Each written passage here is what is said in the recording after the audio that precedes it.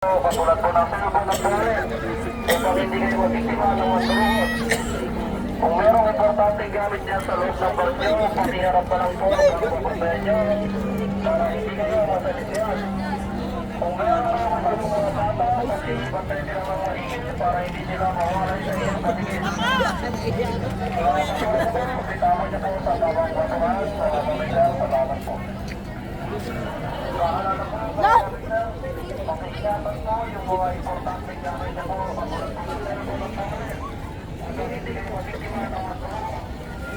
Kung merong importanteng gamit niya sa loob ng baryo, pakiharap pa lang po ang pupuntahan niyo.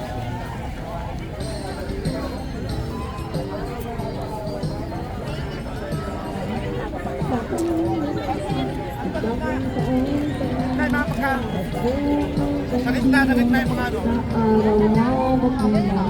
Dapat tayong manatili sa buhay na mapayapa upang umigayan tunay ang ating ng bansa. Merry Christmas, Merry Christmas, Paskong anong saya. Happy New Year, Happy New Year, bagong taong sigla. At kung kayo'y lumigaya, pagdating na